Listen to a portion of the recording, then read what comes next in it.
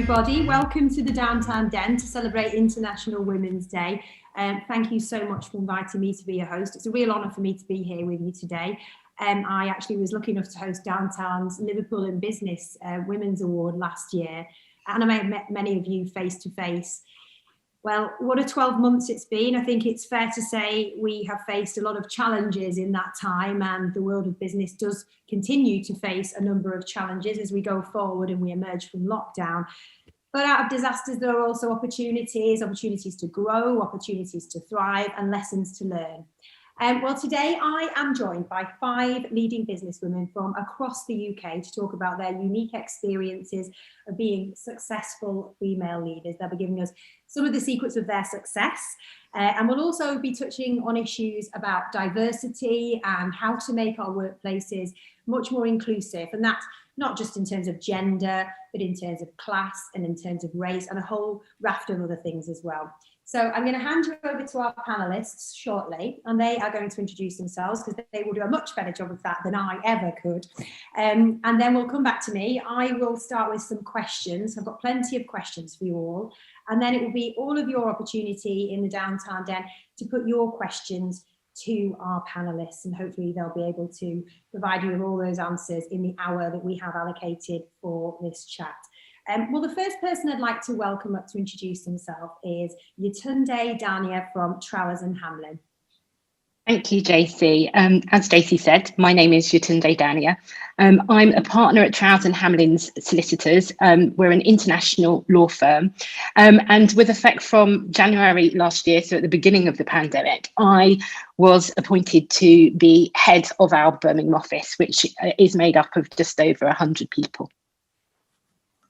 Wow, that's a big team that you're looking after there. It is. In specialising in there, what are yours? I specialise in litigation, residential landlord and tenant litigation.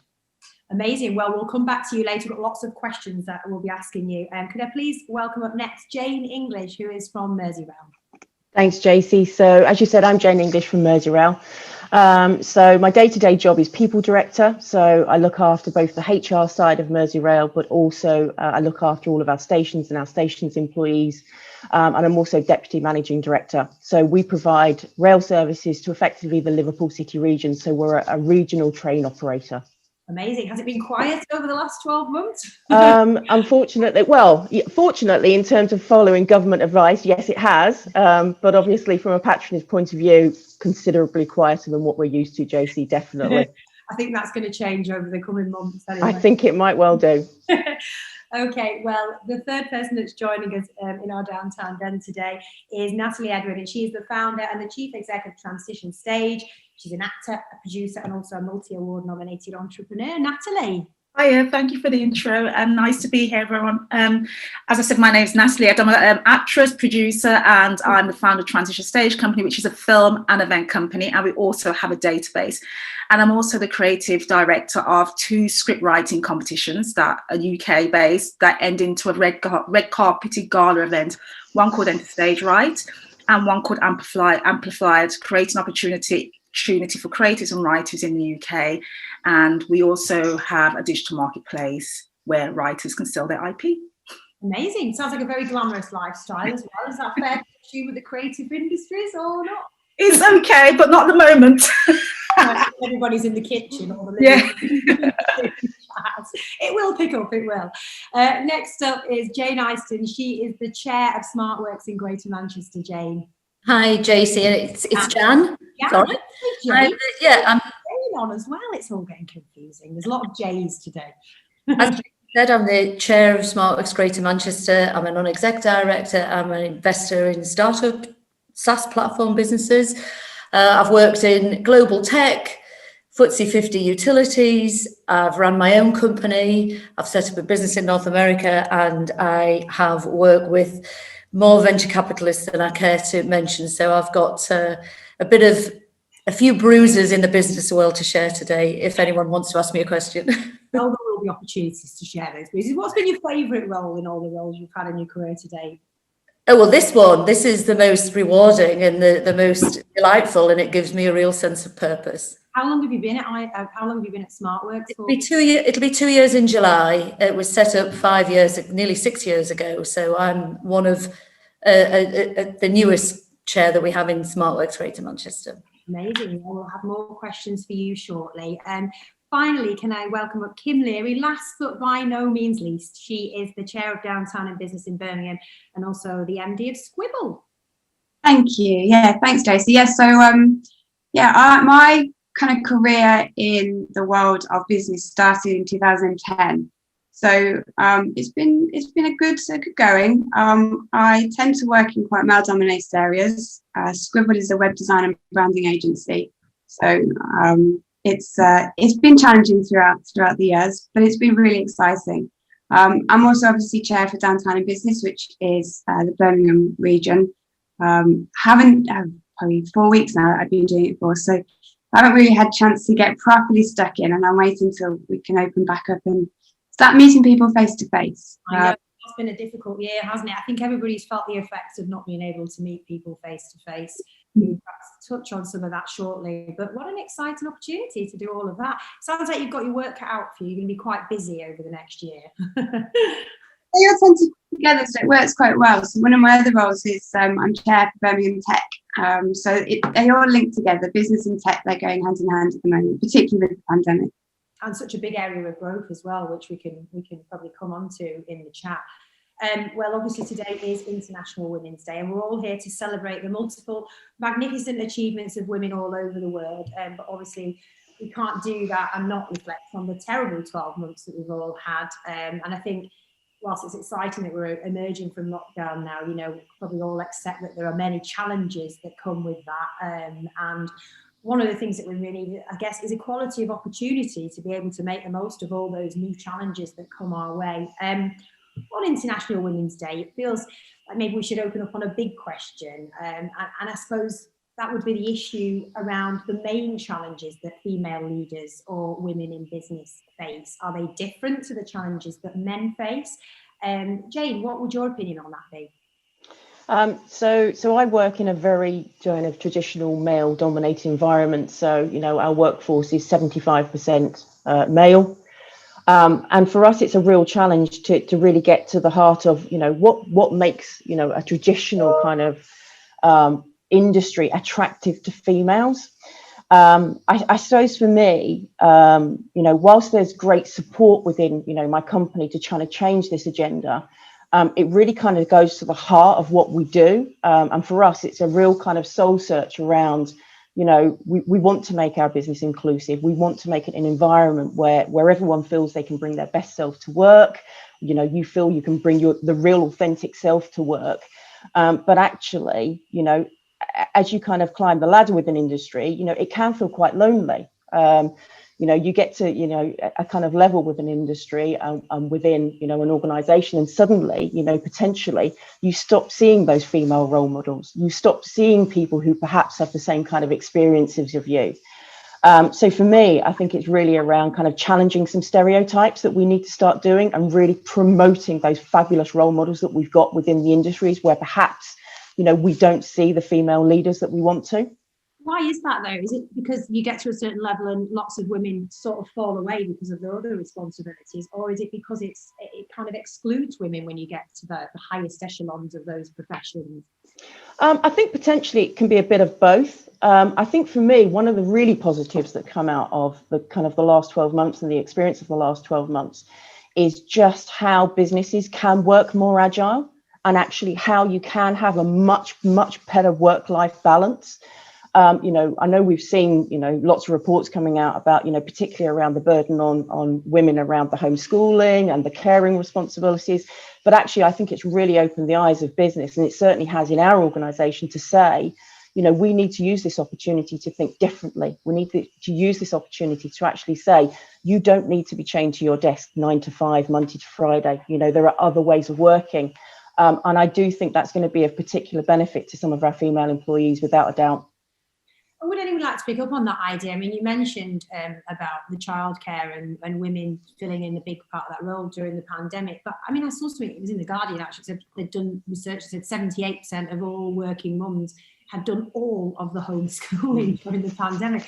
I mean, is that something that we're assuming, or is that something that's being forced upon us? Yetunde, what do you think about that? Yeah, that's a really interesting point, actually. I'm in a situation where I don't have children, and I very much feel that my ability to navigate the legal profession has possibly been benefited as a result, because, you know, it is very difficult. I see colleagues who reach a certain level and quite understandably want to start a family, and it might be just at that point that they would be ordinarily, as a man at the same age, promoted.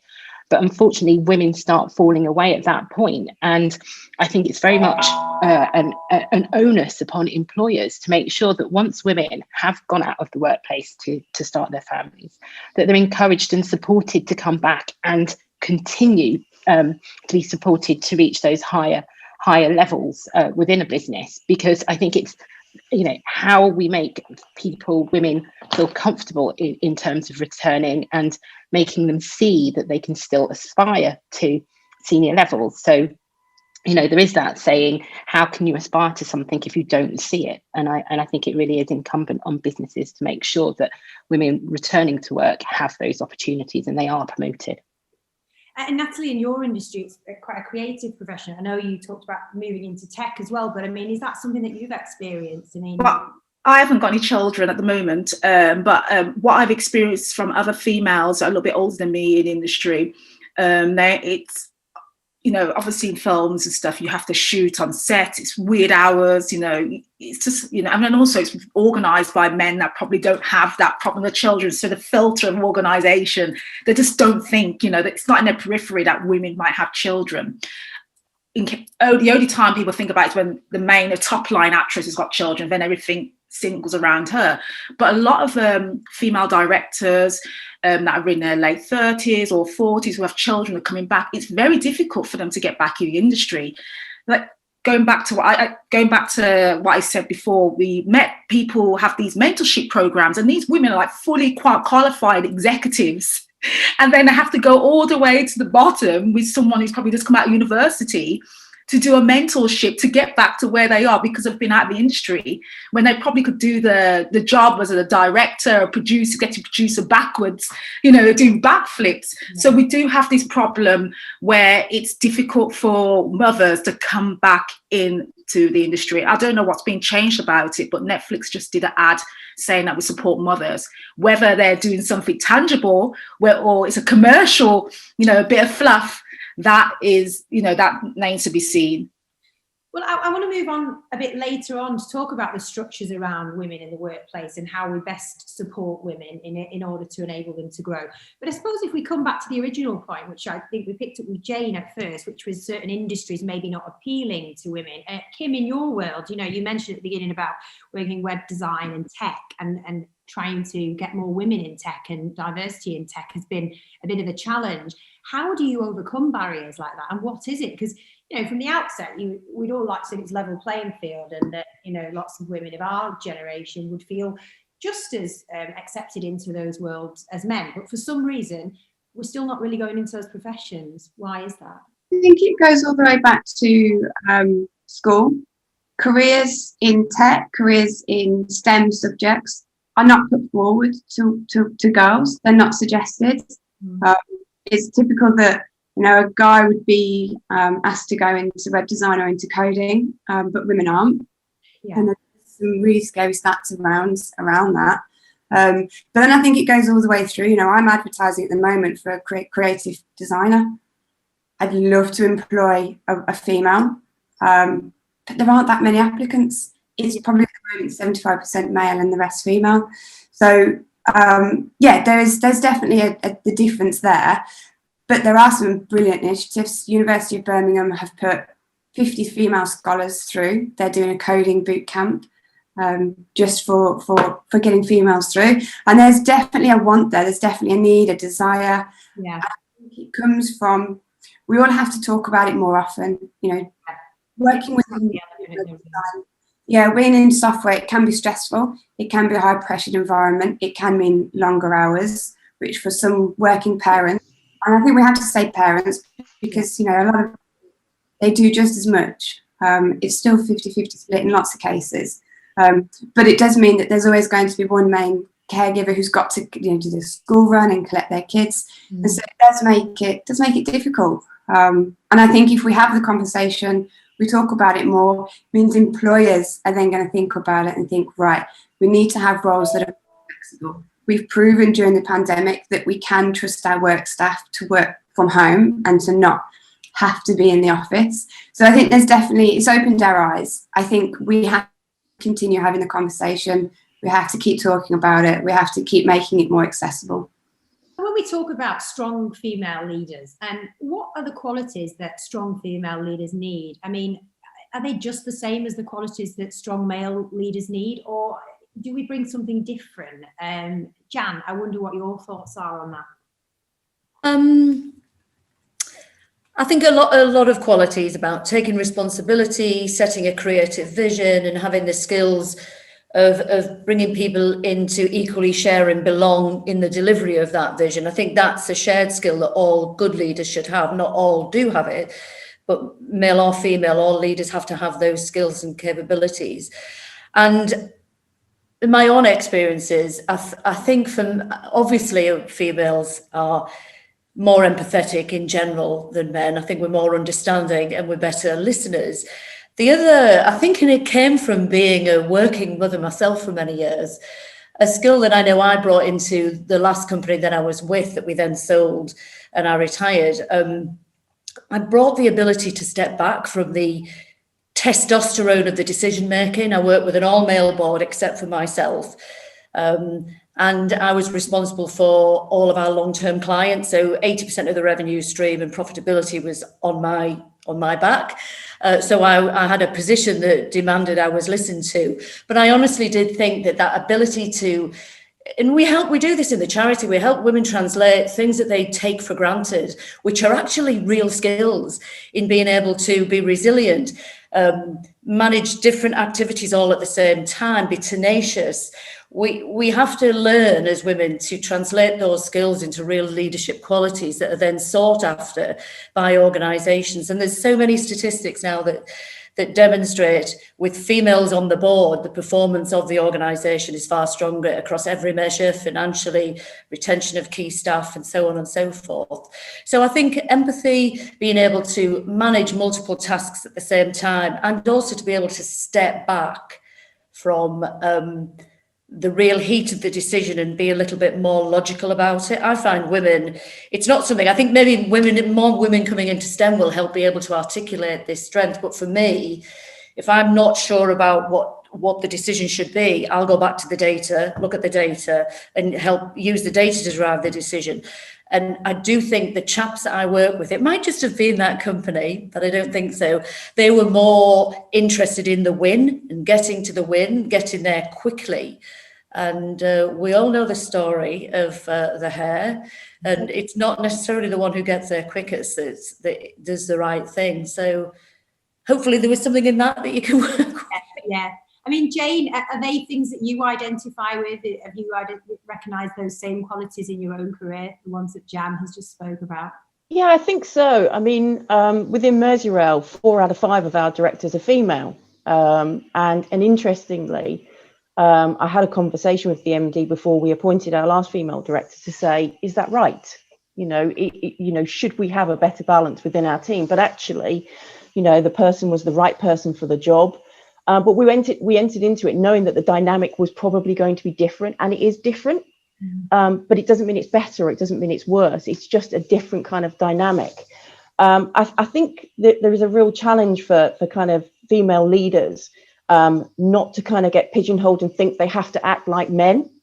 Yeah. And there can be a real danger for that. And I've worked with colleagues where people say, oh, she's far too feminine, or and for me that's just a female leader who's very confident in herself and confident in her femininity. And actually for me, we should embrace that, and we should celebrate that, not actually say she's a bit too feminine for us.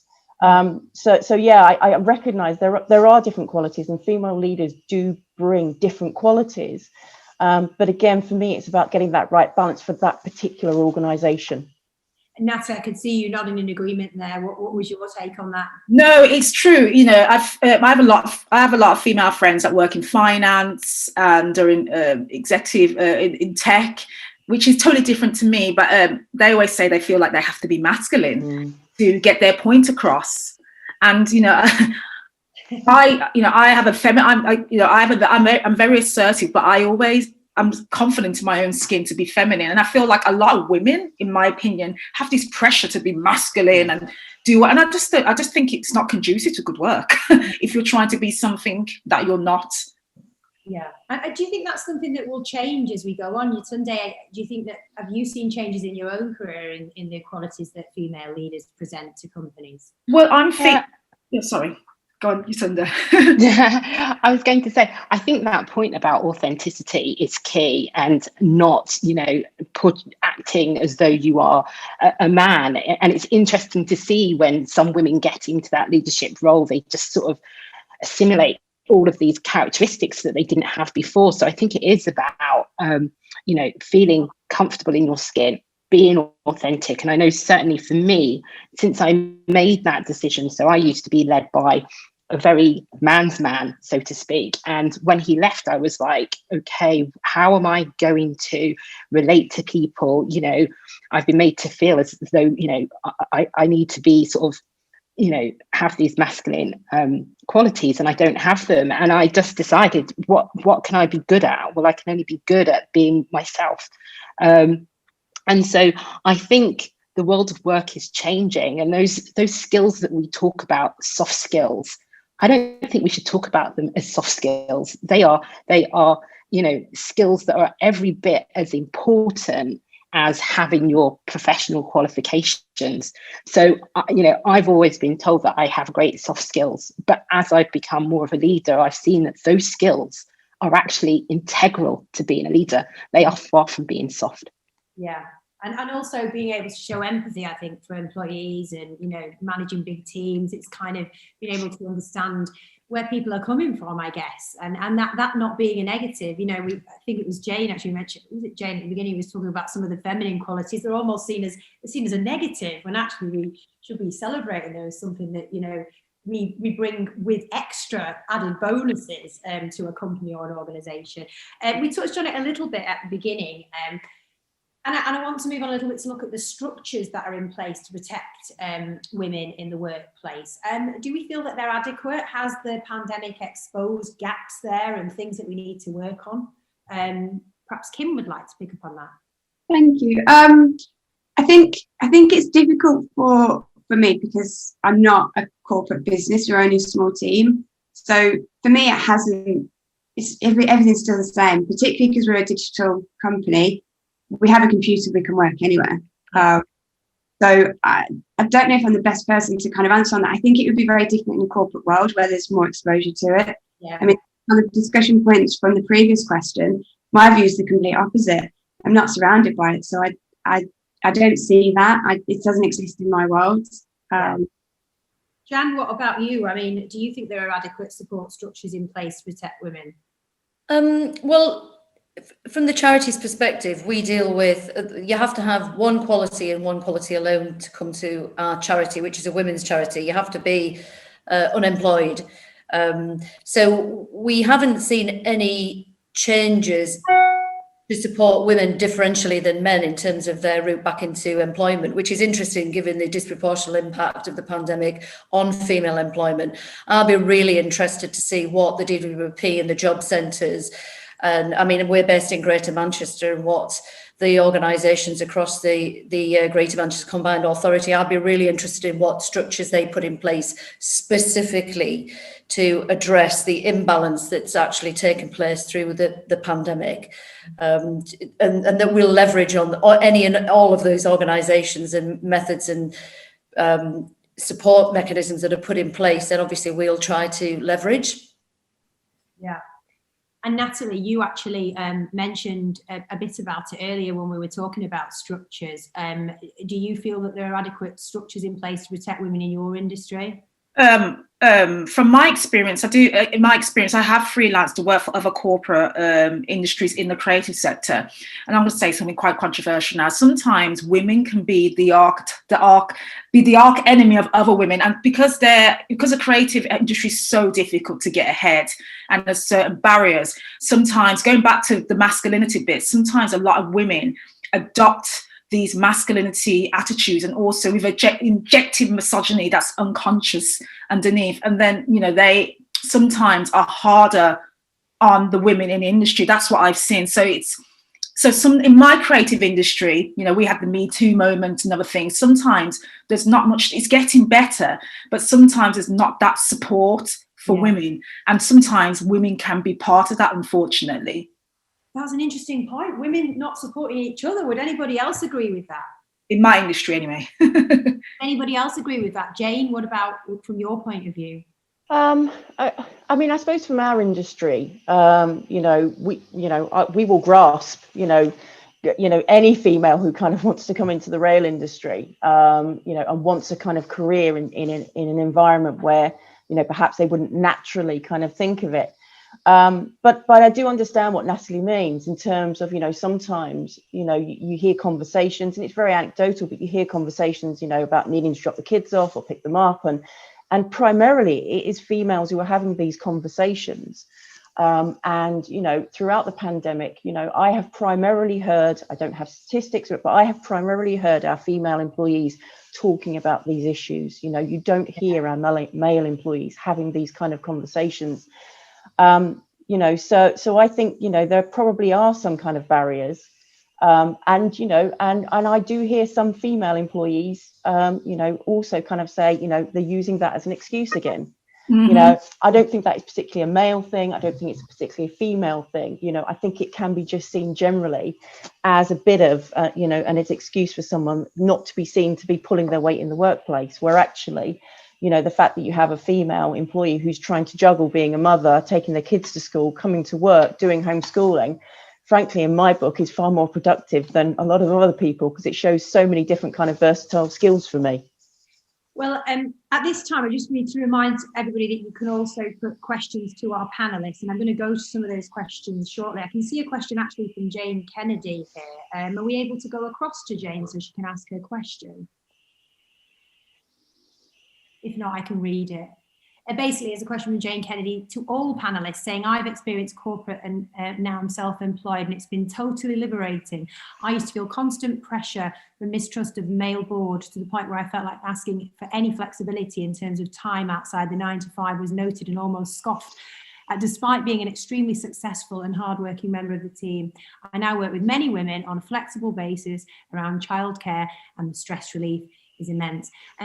Is it fair to pick up on that point of stress? I think we've all felt it, whether we've had children or not during the pandemic, but I do sympathise with that point there.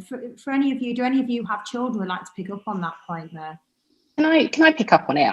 As I said before, I don't have children, but there was a time when I had caring responsibilities, and they were for my mother-in-law, who came to stay with us, and she had the severe onset of dementia. And at that point, I could really relate to that. You know, that the stress of trying to cope with. I think at the time my husband had a broken leg, so, you know, to me it was like the world had, you know, erupted. And I do recall trying to be everything that I could be in terms of being a partner. It was summer holiday time, so many of my team were off, and I remember getting to the dentist one morning and they said, your appointment is next week, and I just started crying. So the fact that I had to go to my employer at that time, I was being line managed by a man, and say, I'm really sorry, but at this moment I cannot spin the 38 plates that I can normally spin effortlessly, was really difficult. And I think I've taken that experience on board. And so, you know, when my team members go to explain to me, can I leave early because of, and I'm just very much, I'm not interested in the X, Y, and Z, because I don't need to know that you know, need to leave early to pick a child up from school, or to go to their, you know, careers day or anything like that. And it really has, you know, helped shape who I am as a leader today, that experience. And I think if more women had that, you know, took on board that insight, because most women will go through care responsibilities as a parent or as a carer for, you know, family members.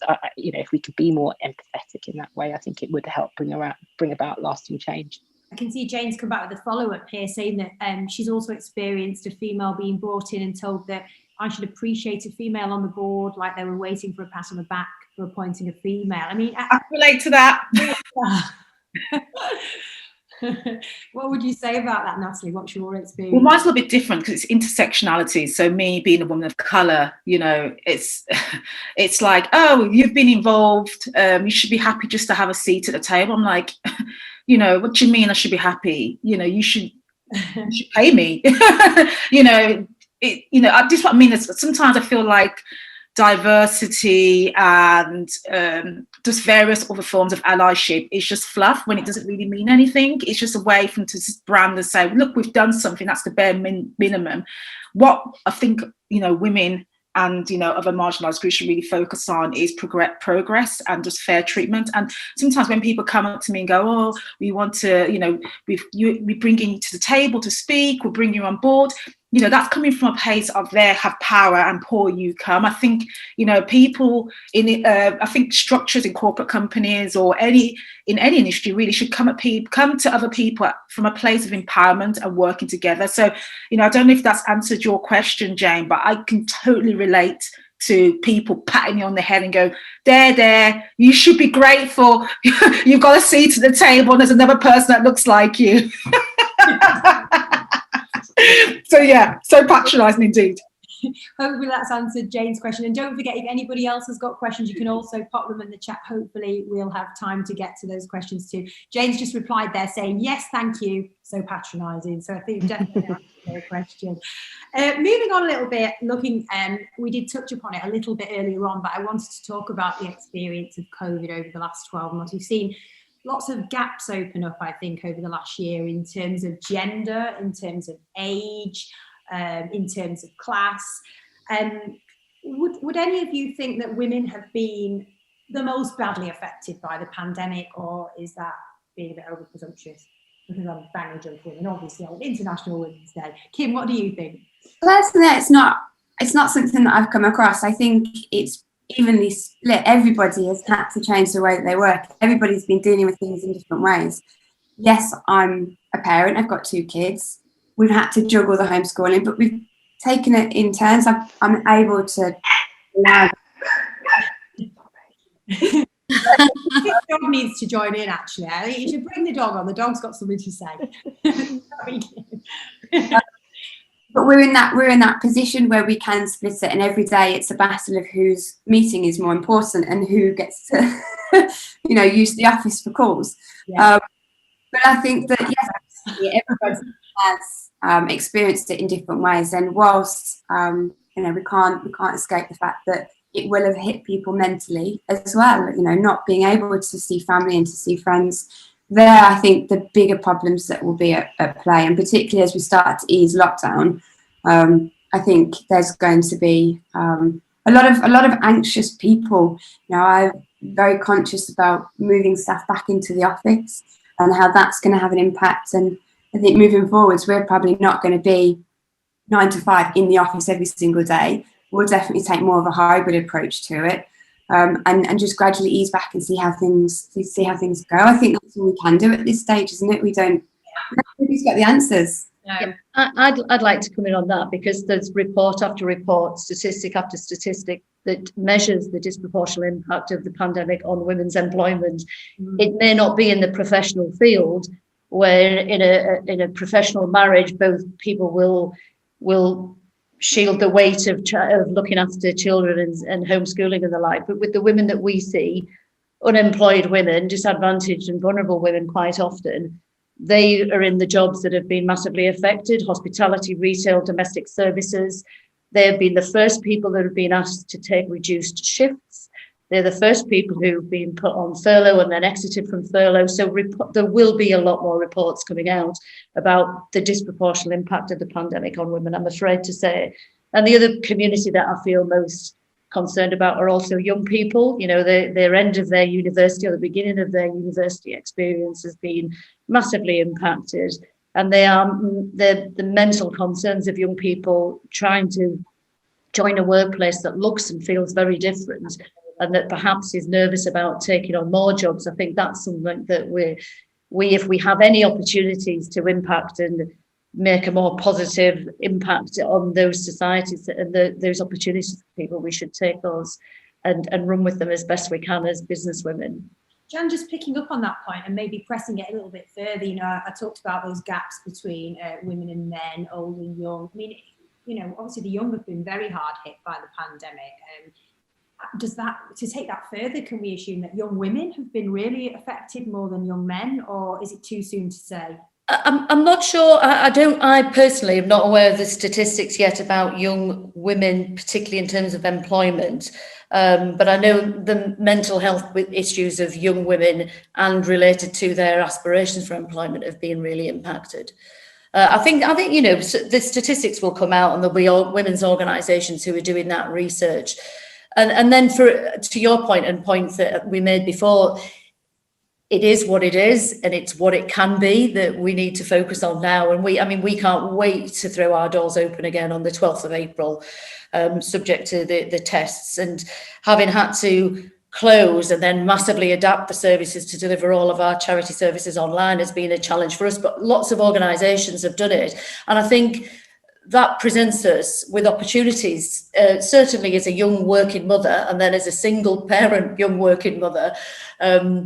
I would have had many more opportunities to thrive and be creative and continue my career trajectory had I had the opportunity to work online at times and around my single parent responsibilities. So it is what it is. The statistics will focus and highlight the particular parts of our community that need more help. It'd be interesting to see what that help actually looks like. And we have had a lot in this country so far, I think. I know certainly we in the charity have used the furlough scheme to great advantage. We've brought our staff back in now. And then what can we all do about it, and how can we leverage the new skills that we've learned to make it a fairer, more equitable world? And in terms of young women that are aspiring to be successful female leaders, what advice would all of you have to young women that are aspiring to get into positions like you have all achieved? Natalie, I might come to you first on that. Sorry, can you answer that question again, please? It's about the idea of young women that may be aspiring to going on to be successful female leaders. What advice would you give to them? What advice would you give to your younger self? Then what I would definitely give is be confident. I feel like the difference between women and men is confidence. I'll give an example. When I had my writing competitions, script writing competitions, more men applied than women.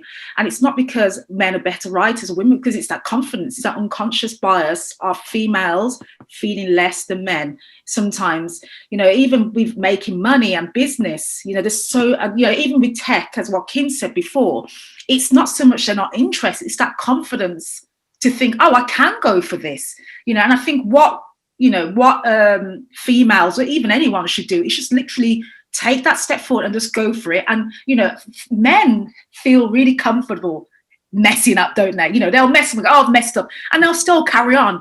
Women are really hesitant to go forward and just keep ploughing and ploughing. So what I would say to female leaders is be confident in going forward, and be confident in not knowing what you don't know, because you will learn.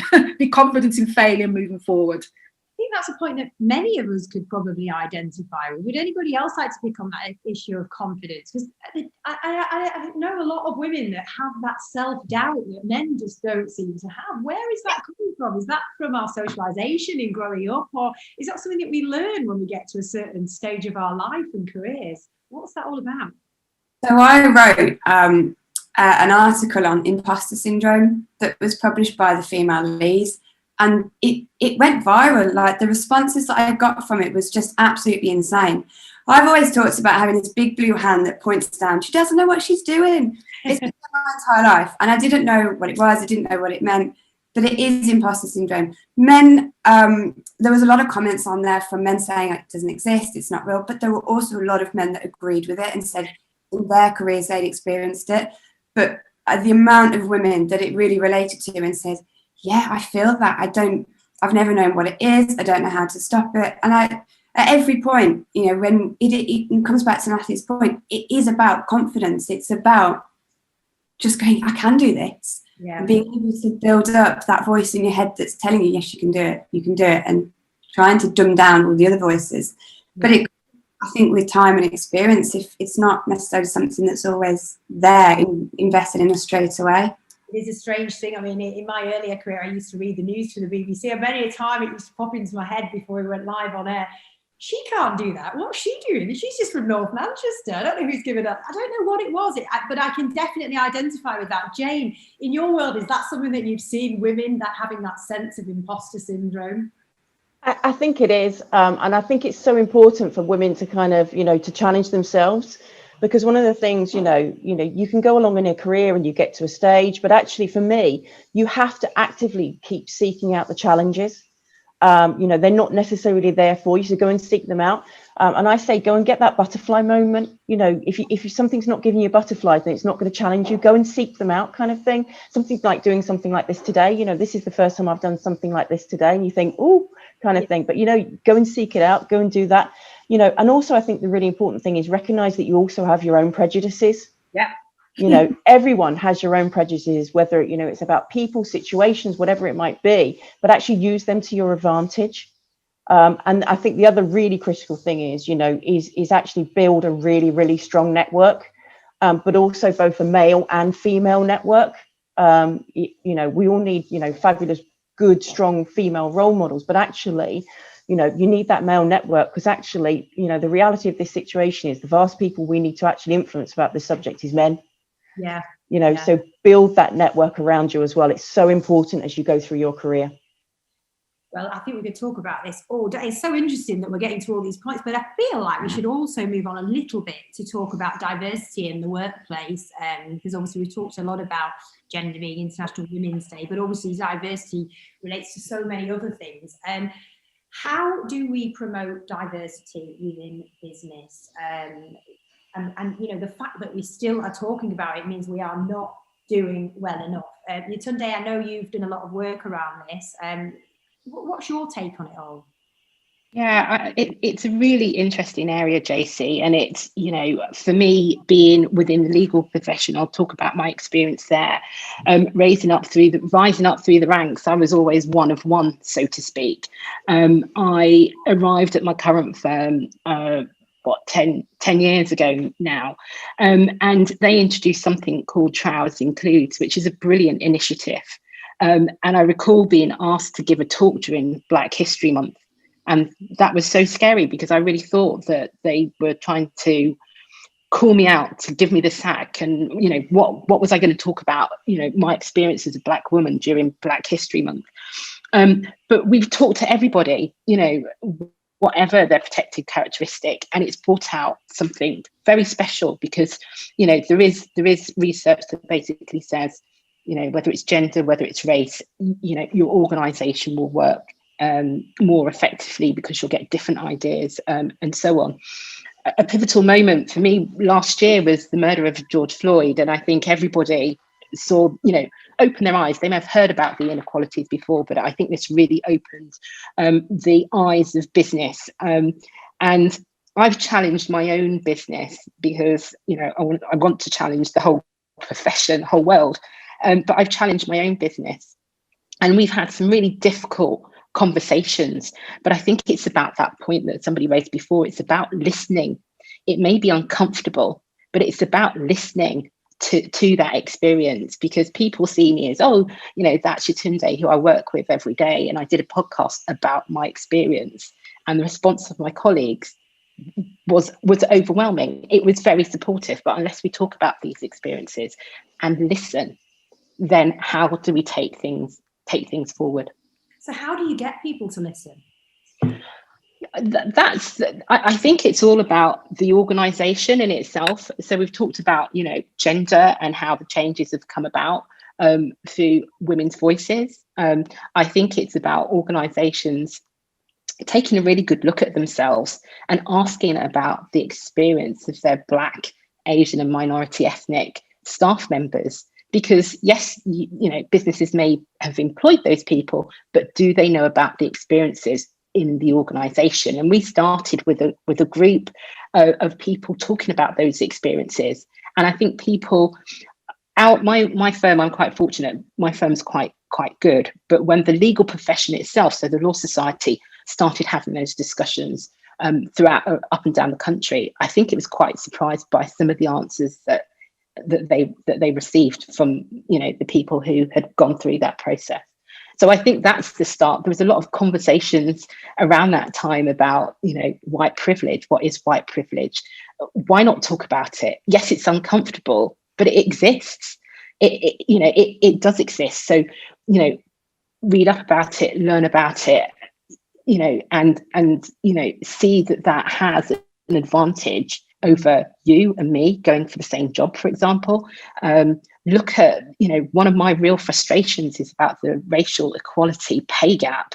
That is absolutely appalling. So the stats are that if you're a Bangladeshi woman, you will earn substantially less than a white woman doing the same job. Why does that exist? To me, that's the easiest thing to rectify. Why isn't it rectified? But until people listen, how do you shake that tree? I mean, that is the challenge, isn't it? I think I saw something there was something actually on BBC News today saying that British people are still the least likely to challenge their pay. And obviously we talk about the gender pay gap, but that is astonishing. How can that be in this day and age? Natalie, I saw you nodded earlier on when Yetunde first started talking. Was that something that you were identifying with from your experience? Well, I have my own company, and in the creative sector, we're like way behind with everything, even the creative sector. The creative sector, like the film, theatre, the visual arts, writing, that industry, we claim to be the most progressive, but we're actually the least, unfortunately. And when I started my career as an actress and producer, and I came back to Birmingham, I realized that people used to bang on about diversity and I think really true diversity and trying to get people to open their hearts and change their minds is really the best way to do that is through storytelling, because storytelling creates empathy. And this is why, I started Enter Stage Write and Amplify, because I wanted people to write. The true diversity comes from perception of thought, and the way people change is through listening to stories, and it's subconscious. If you're sitting there as an activist banging on saying this needs to change, people just switch off. It's unfortunate, but people really do just switch off. And, okay, I'm going to give an example. I think Netflix is doing so well at the moment because their diversity is embedded in their culture. It's not said they are about that life. They talk the talk. The TV shows they commission, they empower people. So, for instance, at the moment, I'm doing a project for deaf creatives, and it's like a whole community. And I'm like, the way I look at it, I don't think, okay, morally we have to change in diversity. Of course we are. But I think we should look at it in a way, how can we serve their communities? There's a market there. Why don't we serve them? There's people, remember we had the pink pound, from the LGBTQ community. There's the unable pound. Why are we not serving that community? And this is why I'm going to use Netflix as an example. It's doing really well because it's creating stories and creating empathy, sharing all those communities. And this is, I think, where we should start from, really, is thinking, how can we empower them communities? Because it makes society a better place. Yes. And in terms of class as well as race, I mean, Jan, I know you're working with lots of vulnerable women from disadvantaged backgrounds, but how do you get women from, less privileged backgrounds into higher positions of power? What needs to happen there to be able to change the culture of all of that? Well, we just want to get unemployed women into work at a fundamental level, and we're working with people across all types of communities. My charity works across Greater Manchester, but we have 8 centres around the country, and we work with all types of women in all types of situations. So, but I just do want to agree so much with Natalie and somebody else who said about metaphors and storytelling. It's really important to change. In my leadership skill, I really worked on metaphors a lot and lived experiences, which I know is coming to the fore now when I do a lot of grant applications. The grant providers ask about lived experience.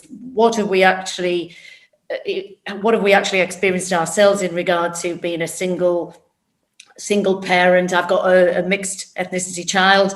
What's our own lived experience been, so that we can empathise more openly with the people who come in front of us? And stories are very, very important. They were important in leadership, they're important in business development, which was my professional capacity, and they're also very important for us to capture what is really happening right now, so that we can make change from that fundamental basis. If you go to a board of directors with a statistic about a a diversity group, whether it's ethnicity or age or disabilities or sex, their eyes will start to glaze over. If you can tell some compelling stories about people who work in their business and how that business they've experienced and lived in that business, I think we are more likely to get change to happen. So I'm sorry I didn't answer your question. I think I answered the previous question. Fine, but I mean, it's still the age-old challenge of how do you get a more diverse workforce? What do companies need to do? Because they do need to change something, don't they? Many big businesses do need to recognise that this is a real issue. You know, unless we have a diverse workforce that represents the society that we live in, we're not serving anyone to our full capacity, are we? So how do we do that? Jane, maybe you'd have some thoughts on that from the Merseyrail perspective. Yeah, absolutely. It does come back and echo some of the things that Natalie talked about, actually, because, you know, just going out and putting an advert out there saying, you know, we welcome applications from all members of our society is all well and good. But actually, you need to get people to want to come and work for you. You want people to actually think, you know, why would I want to go onto that website and have a look at that particular job? So one of the things we're really focusing on for this year is partnerships within our communities. So really become, you know, a really valued partner, whether it's from an LGBTQ plus point of view, whether it's from a BAME point of view, whether it's from a, you know, a female inclusion point of view, is actually building those really strong ties with the community to make sure that we become a trusted partner. So actually we do become a go-to place to think, actually, that may well be an environment and a workplace that we actually want to go to, and really look at ourselves and say, how are we as an inclusive employer? Do we really welcome people? Do we really want to make sure, you know, that we operate in the kind of environment where people will feel comfortable bringing their best self to work? So for us, it's a bit of an internal kind of soul search, but also partnering externally with organisations within the community. Is that a top-down thing, or does it start from the bottom up? Which way round is it?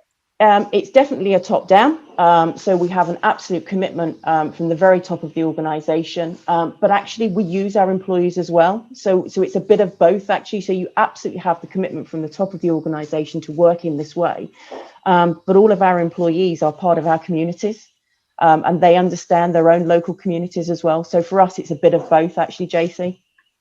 Kim, would you agree with that? Yeah, I mean, I think it's about making people feel comfortable to ask questions and to not. If somebody doesn't understand, then I think we have to make them feel safe to be able to ask questions of our colleagues, and not be worried about it's. You don't want to offend, do you? And that has to. I agree, has to come from the top. But I think there's also it's got to be part of the culture. Yeah, I think it can come from the top, but it's also got to come from the bottom as well.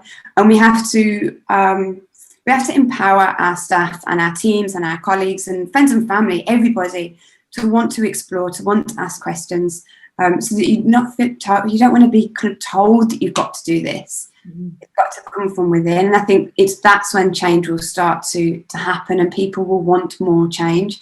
I think the conversations that we've been able to have now have, you know, they've pushed us forward. They've given people more understanding and more knowledge. As we know, you know, if you've got empathy and you can understand somebody else's point of view, that's how we start to move forwards and kind of work together. Just finally, do you think it's just one last push? You know, is it just the stage that we're at now that we need to make these real changes? You know, is it feasible that maybe in 5 or 10 years' time we won't be having these conversations anymore because it won't be an issue? I just wonder if any of you think that I'm being optimistic there or not. I think that would be absolutely amazing if we weren't having these discussions. Unfortunately, from experience, I think we will be. But I hope that the experience of people, for whatever reason, whatever their characteristics are, you know, is just a more positive story, and we just continue moving forward. I think organisations need to be held to account, and you know, I'm certainly one for, if you know, an organisation is posting about how brilliant they are or what they're going to do, it's about holding them to account and asking them exactly what have you done, from turning your Instagram page black and saying that you are in support of the Black Lives Matters movement and that experience of people. It's no good doing that and in 5 years' time having done absolutely nothing to improve the experience of people within an organisation, whatever that experience is. well, I hope we can get to that point of real change in the not too distant future. I would like to say a huge thank you to all of our wonderful panelists today. It's been an absolutely fascinating discussion, and I feel like it could go on and on and on because there's just so much to cover. But we only have an hour. If you didn't get an opportunity to ask any questions in the Downtown Den, you could perhaps approach our panelists via their social media sites. And if there's any aspects of this discussion that you'd like to reflect on again, or perhaps you came to it late, it's going to be uploaded onto the Downtown in Business YouTube channel over the next few days. If you'd like to see more interesting talks with aspirational women and inspirational women, keep an eye out for upcoming Downtown in Business events. There's going to be a talk with MP Lisa Nandy over the next few weeks, and also the Chief Exec of Smartworks, Kiara Keeling. But that's it from me. Thank you for joining us. Thanks for asking me to be a panelist. Enjoy the rest of International Women's Day. And strong women, it just goes without saying, doesn't it? May we know them, may we raise them, may we be them. Thank you for joining me, everybody. Goodbye. Thank you so much. Thank you. Thank you. Bye-bye. If you enjoyed that video, then please subscribe to our YouTube channel on the link below and be among the first to get to listen to all the latest interviews through the Downtown Den.